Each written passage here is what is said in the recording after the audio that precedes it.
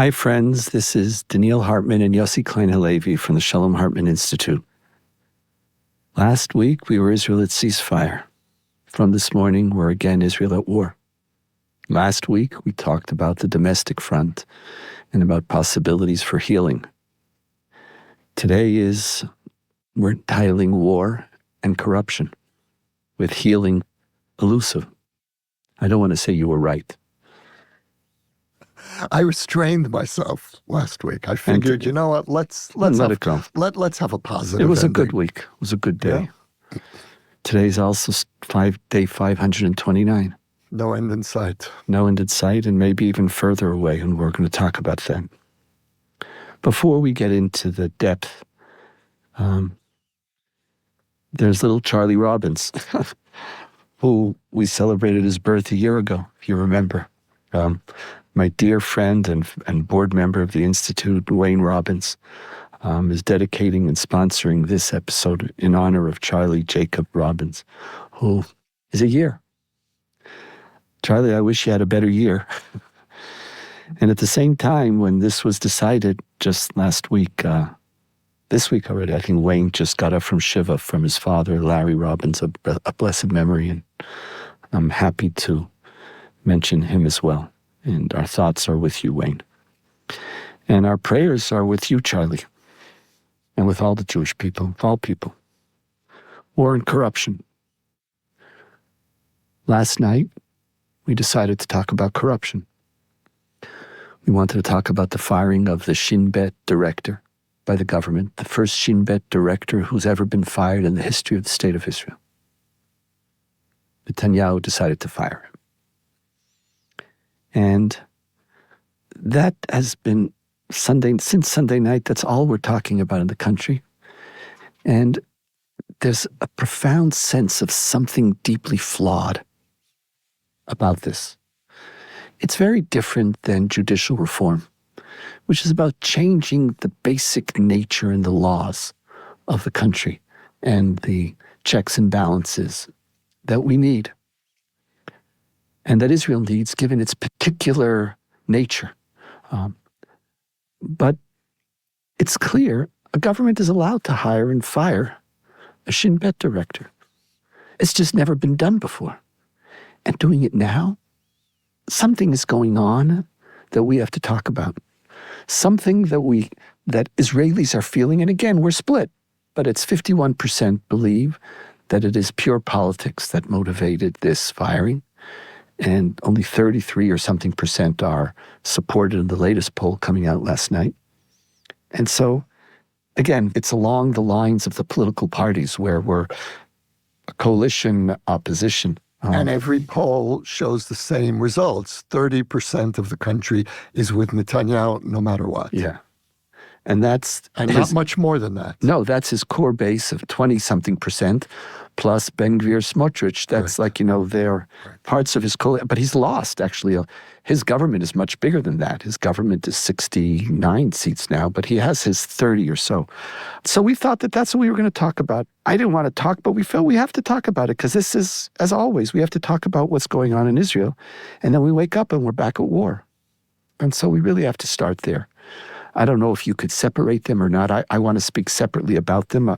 I want us to start here. We're back at war again. I knew it was coming. I didn't know it was coming this quickly. How do you feel about it? Afterwards, I want to talk about the corruption, but obviously you could combine them.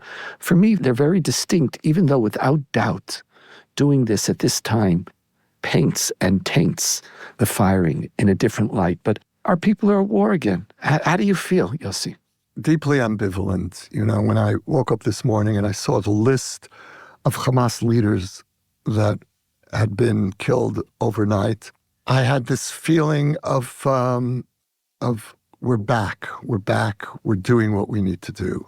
It didn't last because at the same time, there's a convergence of internal threats that, for me, can't be separated from the question of resuming the war. And three overriding issues. The first is the fate of the hostages. My deepest fear is that, and families of the hostages have expressed this, is that going back to war could, God forbid, be a death sentence for the remaining hostages. The second issue, and we touched on this last week, is the government's about to vote on a mass exemption of ultra-Orthodox young men from the army at precisely the moment it's resuming the war and sending out call-up notices for reservists, many of whom have been serving on and off for a full year. And the offense, the outrage of that, can't be separated from resuming the war. And the final issue, which you touched on in your opening comments, is Netanyahu's moves against the institutions of this country, and doing so in the most divisive way at precisely the moment when the country needs to pull together. You don't go back to war from a place of October 6th. But what he's doing is he expects this country to fight the next phase of this war as if we're still united and it's October 8th, but at the same time, he set back the clock to October 6th. And when you put these three outrageous developments together, you say, how can this person lead this country into the next phase of war? So that's, in the end, that's where I am. So your ambivalence is not about the war itself, but it's about going to war in this difficult, divisive, disgraceful way, yes. Moment. Yes. And so you can't even think about the war right. as something unto itself. This overshadows everything. Overshadows everything. It's interesting, I also have ambivalence, but from a very different place than you. As our listeners know, and as you know, I was for a ceasefire a long time ago, months ago. And I believe that a just war is really only just to the extent that pursuing the war is enhancing your security. And I felt we reached that a long time ago. And so I was very happy that the ceasefire was finally declared. Also, the issue of the hostages that you mentioned is, for both of us, is issue number one, right? And that's really the deal that Israel made. Under the Biden administration, we made a deal that stage one, there were going to be X number of people released over a certain amount of days, and then we would enter into negotiations, which would include an end of the war for the sake of the rest of the hostages. And if you wanted to go to war again later, that's something that will come up in a few months' time when Hamas will invariably violate the deal. But the idea was there's a ceasefire and we're going to bring the hostages. And that was what stage two was. And Israel no longer likes stage two. They feel that the deal that we agreed with under a Biden administration, we can get a better deal under a Trump administration. That's the Israeli government. The Israeli people are for stage two. Are for stage two. The Israeli government said, I really want all the hostages back in stage one. Yeah. Which is basically what they want. I'll give you some more terrorists in return. I'll give you another extended ceasefire, but I don't want to deal at all with any language of ceasefire or end of conflict, which for them is politically unacceptable. I don't know if you saw just half hour ago, Itamar Ben-Gvir is back in the government. Because you're fighting. If you're fighting, this is a government. I can't be in a government that's looking towards a political resolution or even willing to lie about a political solution. Ben Caspit, one of our commentators, said that this phase of the war needs to be called Operation Return of Itamar. Of Itamar. He's very clever. Yeah, it's not the return of the hostages. It's the return of Itamar. So we see this. And it's really Israel which is reneging on stage two. Because the deal was accept that the war's over and you might resume it at another day. Get everybody home. The basic idea is agree to whatever you need to agree to. Right now, get them home and we'll deal just like we did with Hezbollah in the north. And then we'll talk at another time. It could be 6 months' time and it's not going to be dramatically different. The hostage families are devastated. Israeli, it's like we don't even know what to feel. It's like, the first war we were fighting to bring the hostages back, and now we know there was another way to bring them back. So the government is lying. They're saying, we're going to war in order to force Hamas into a hostage deal, as if Hamas is going to agree to a deal that basically disempowers them. Here, what's the deal? You go back the hostages, and what am I going to give you? A few more days of rest, and that's it. That's the deal. Like, who wouldn't want such a deal? Anybody sane, and Hamas may be morally corrupt, but they're sane and they have a clear sense of their own political interests. They don't want the deal. So all of this is the context. And so part of me, it's clear, like, why are you going to war? There's another option. I'm waiting for the ambivalence. Yes, that's the first part takes the ambivalence. I need two sides, so take one more minute. But please free to come in, come interrupt me. The other side, though, is, like all of us, we saw Hamas coming back. We had to confront the fact that we really didn't win the war. Hamas is there. Gadi Eisenkot, who's slowly emerging more and more as a major political figure, says they're back. He said they have 30,000 gunmen. They're back. Yeah. So, like, what did we do for 500 and not 29, 500 and I don't know how many days when we went to the ceasefire, 480 or something. And so part of me is also frustrated. Like when you gave voice to the anger that you had towards Hamas and seeing them and they're touching your hostages and they're starving them and they murdered the Bibas kids and the family, like all of the above, they're there. Like, you know, a ceasefire was acceptable because I felt in May we won. I kept on saying we won. And now the failure is just sitting straight in my face. And the ambivalence, I don't know if it's my evil inclination, I wonder. You know, power is sometimes part of the solution here in the Middle East. It is part of it. And like, I could understand, like all of us Israelis agree, more or less, most Israeli Jews agree, that we can't have a Gaza in which Hamas is in power. Hamas still have control. Even if they don't have military power, they have 30,000 gunmen, could terrorize Israel and terrorize Gaza. I want a political solution. But like, you know, you have this fantasy, maybe if we do just a little bit more. So interesting, Donniel, you know, because you and I have been doing this dance on this question for at least a year. What is victory? Do we continue? Do we stop?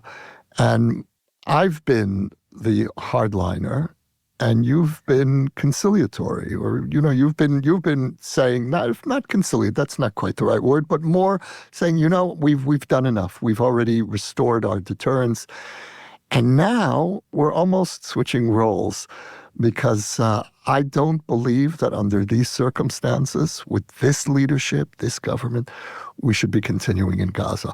I have a different take, and this is something I've been saying from the beginning, which is Iran needs to be front and center. I think we should leave Gaza alone, get the hostages out, and attack Iran's nuclear facilities, because the countdown is on.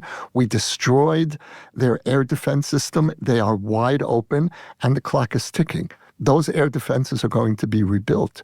Russia, China, and Iran are in active negotiations. So I want to shift the military focus.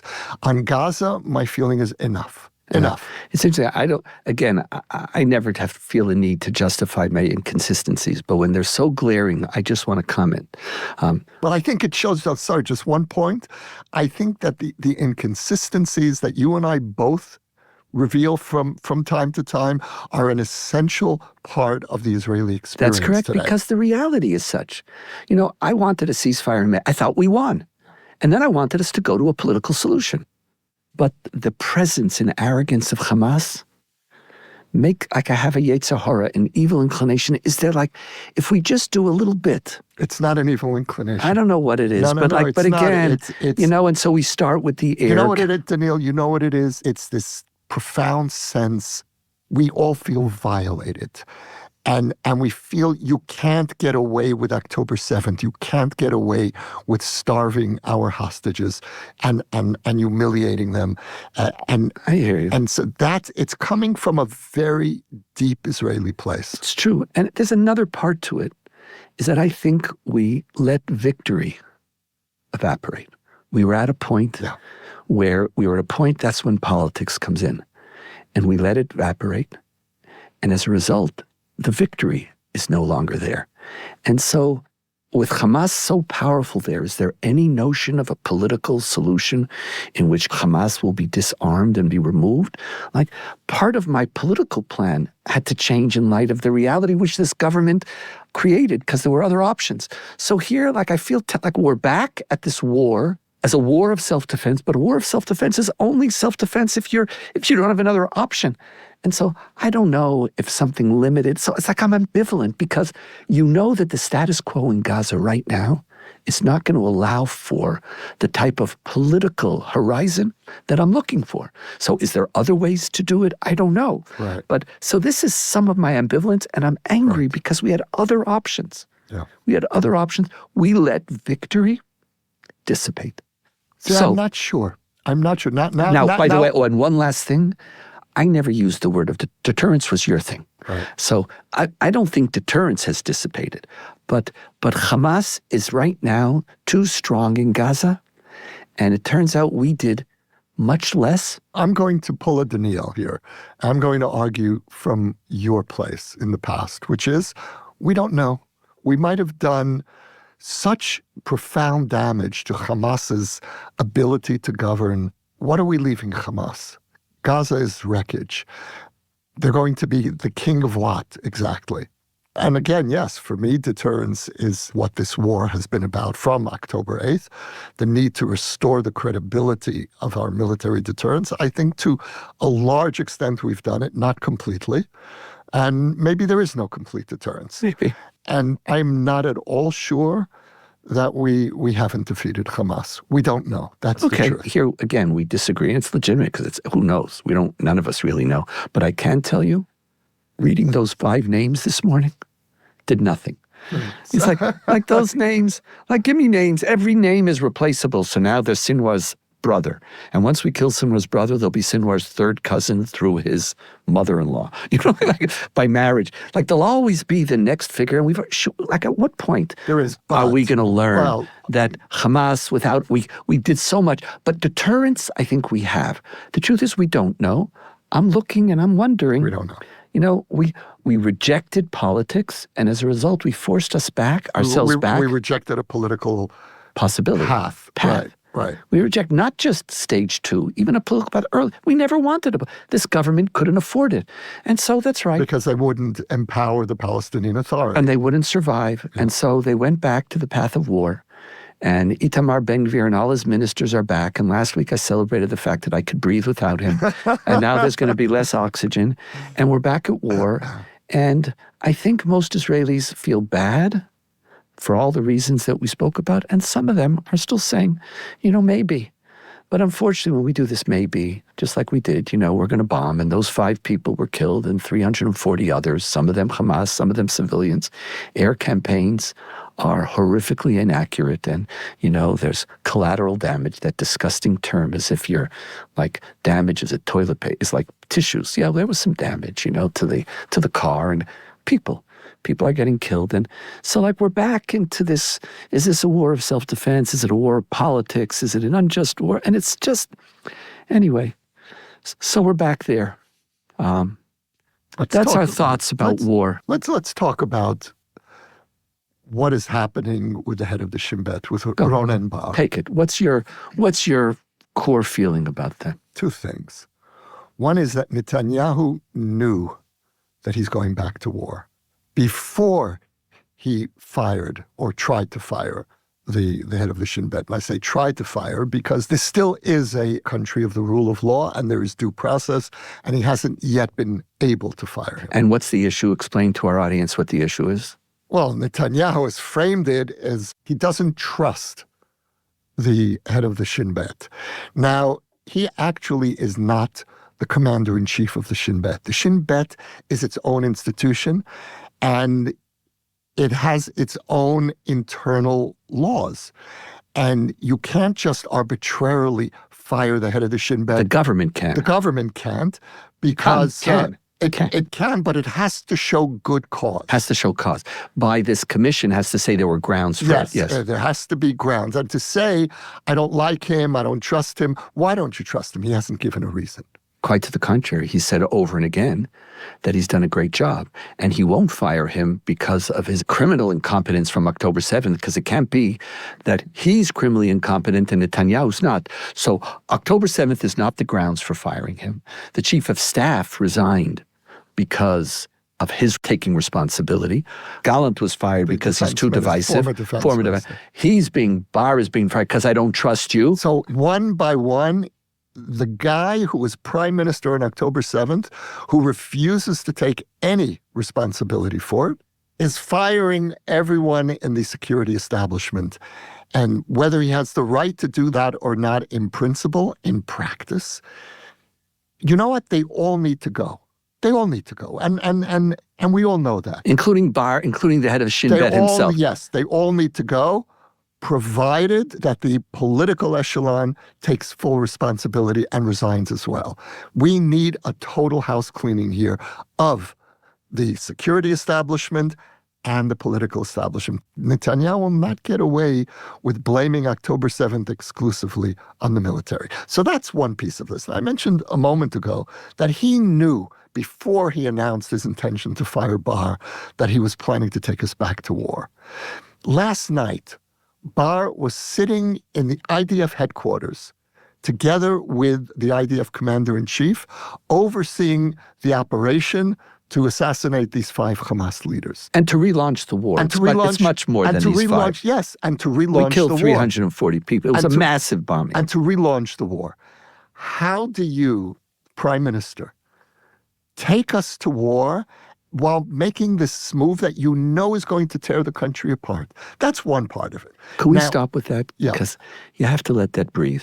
It's unbelievable. No, you have to let it breathe because your point is so powerful. You know, I'm really glad you said that because actually I was starting not to breathe. So let's physically starting not to breathe. Because listening to you, you fire for the first time in the history of the state of Israel ahead of the Shin Bet because so-called you don't have confidence. And throughout this war, he was responsible for some of the most remarkable things, including the beepers and all the above. Netanyahu ran to take credit for the beepers, it was Ronen Bar and the head of the Mossad. October 7th, a black hole has to go. Since then, overachieving. Now, to create this divisive moment, right when you're bringing us back into war, it's like, what do you want from our people? What do you want from our soldiers? How much abuse can this country take? And that's, and your point, I think that's why it has to breathe. I have such a feeling of tenderness for this country right now. We are in the hands of the worst leadership at the most sensitive time. Now, there's that's the first point. There was another point that I stopped you from. I'm sorry. One more point, which is, it also concerns the timing of Ronen Bar's firing, but in a different direction. Ronen Bar and the Shin Bet are overseeing an investigation into Netanyahu's innermost circle to determine whether his closest aides were on the Qatari payroll. Now, Qatar is one of our worst enemies. If they have succeeded in penetrating the innermost circle of Netanyahu's governance during war, we've never experienced anything like it. I don't want to use the word treason, but at the very least, this is a breach of security of historic proportions. At that moment, when you're being investigated by Ronen Bar, you dare to fire him? And you know, Donniel, it's the same pattern of going after the Attorney General. She's prosecuting your trial. Netanyahu's on trial for 3 acts of corruption. She's prosecuting the trial. You dare to try to replace her while your trial is going on?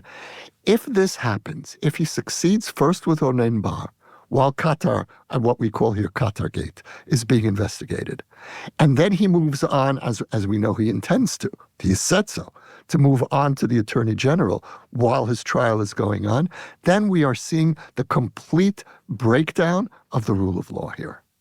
You know, and let me just give an American take on what you just said, because you know what Netanyahu and those who are supporting him, what their story is? That the Attorney General convinced Ronen Bar to launch a false investigation against Netanyahu, and therefore his getting rid of him and her has nothing to do with his trial. Everything is fake. Everything is fake. Yeah. Yeah. The whole system is corrupt. Everybody's corrupt. Everybody's against me. And if you really care about the rule of law, you have to come to me. It's like... First, my question to them is very simple. how do you know until an investigation has happened? Everything is corrupt. But you know what And then the Netanyahu newspapers supporters say police- is not corrupt? The police are saying that the investigation into Qatargate is overblown. Now, people like me respond by saying, oh, you mean Ben Gvir's police? So look at what's happening to the country. Look at what's happening. This government has succeeded in undermining the confidence of Israelis in our most basic institutions. You're either for the Shin Bet and everybody or you're has for a the narrative. police. And everybody has a narrative. Everybody has a narrative. And you know, like a democracy, the argument is democracy is the best form of government. If you have a government by the people, you'll also have a government for the people. That at the end, as citizens, we have rights, and the best way to take care of us is not through some dictatorship or some oligarchy or monarchy. It's by the people, it'll be a government for the people. And I think, listen, Israel, everybody knows this is a government by the people. The government won the election. No one accuses or says that because I didn't like the results, it's not, there were no results. The election was false, even though they played that a little bit with Bennett. But the government is by the people. But it doesn't feel like it's for the people. And there are no checks and balances. And Netanyahu is getting rid of every check and balance that could make outside of his group of loyalists believe that you're doing this for us. And to take us to war at this is very, very upsetting. I want to tell you a Talmudic story for a moment, because it also bears for me very much on this firing of Bar and the whole of the head of the Shin Bet. We need a break from politics. It's going to go right back into politics. But there's a great story about two of the great rabbis of the 4th century CE. One of them was named Reish Lakish, and the other one was named Rabbi Yochanan. Reish Lakish was a thief and a criminal, and the other rabbi was some beautiful, very handsome. And they met under very strange conditions where it was this weird encounter with sexual connotations, and they bonded. And Rabbi Yochanan convinces Reish Lakish to stop being, at the time he was a criminal, to stop being a criminal and to use all his energy and to become a student of Torah. He's the great penitent of the Talmud. The great penitent, and he becomes one of the greatest rabbis. Rabbi Yochanan is his teacher, and he becomes one of the greatest rabbis, and the two of them are partners.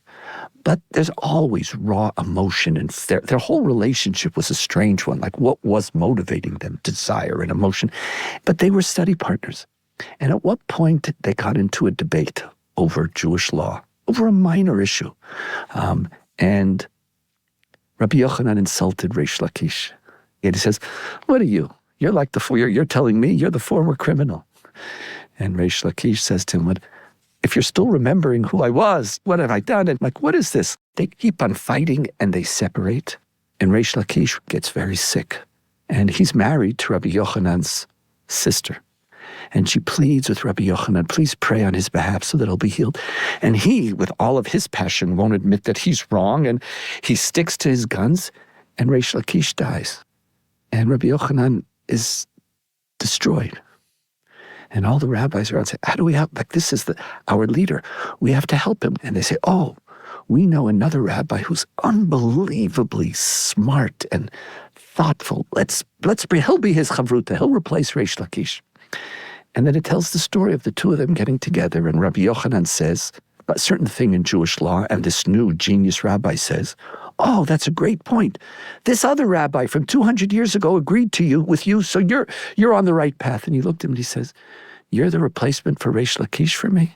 What do you think, I need someone to tell me that I'm right? I knew I was right. He says, with Reish Lakish, every time I would say something, he'd give me 24 arguments about why I was wrong and 24 arguments against the arguments.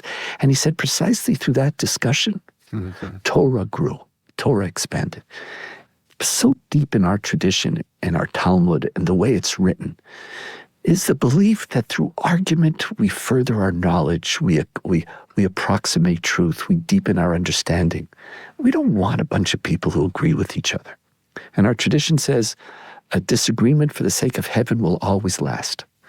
If it's not for your own self-aggrandizement, for a search of truth and Torah and we don't get rid of disagreements. My biggest problem right now is Netanyahu and the people around him and the ability to, with their 68 or 69 seats, there's no boundaries. They don't want anybody who disagrees. They don't want any dissenting voices. And in a context of war, in a context of life and death, or in the context of any moment, when there aren't dissenting voices, where are we going to go? Like, we need Reish Lakish and Rabbi Yochanan. We need Rabin and Peres arguing with each other. We need Gallant, who would come to the public and present something, have a disagreement. I want to hear those. You're taking me back to war. You're endangering my children. You're endangering possibly the morality of everything. You're engaged hostages' lives. Talk, but you don't want any dissent. You just want, like as Amit Segal, one of Israel's most premier news analysts, says, Netanyahu is reshaping the military institutions in his image. He already did it with his party, but now the only checks and balances we have left. And so when I see this, for all the reasons that you said, I worry about our future. Because as we know around the world, elections matter. And in Israel, we can't count on the fact that we're going to have a new election every year and that we could correct. Here we have a government for 4 years. Ben Gvir is back. Smotrich, they're all happy. We're killing again, just where the Jews should be. Go back and kill. Power is the first choice. Use your military force and all of the above. And where are the voices? There are no voices in the Likud. And everybody else's voice has no vote. And you at least hope that Bar, a chief of staff, an attorney general, you want the voices that aggravate you.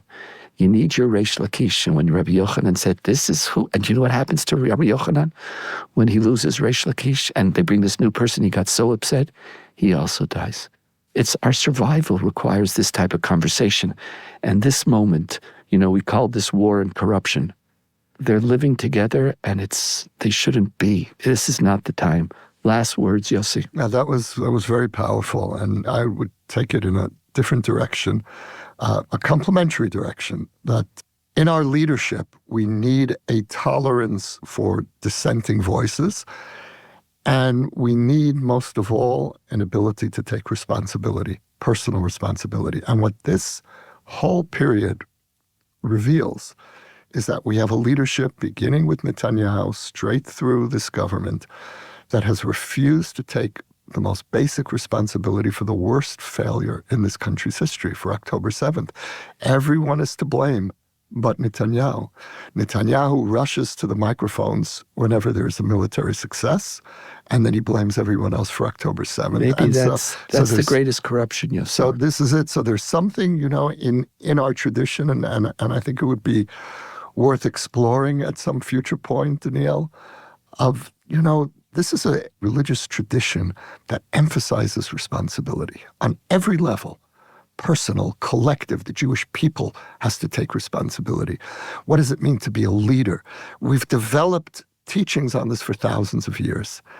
And now we have a leadership, again, at our most desperate time, that rejects the most basic elements of responsibility. And so this, for me, and this takes us full circle to where we began, why I feel that this is not the moment for us to be going back to war, not with a leadership that refuses to take responsibility. I appreciate that.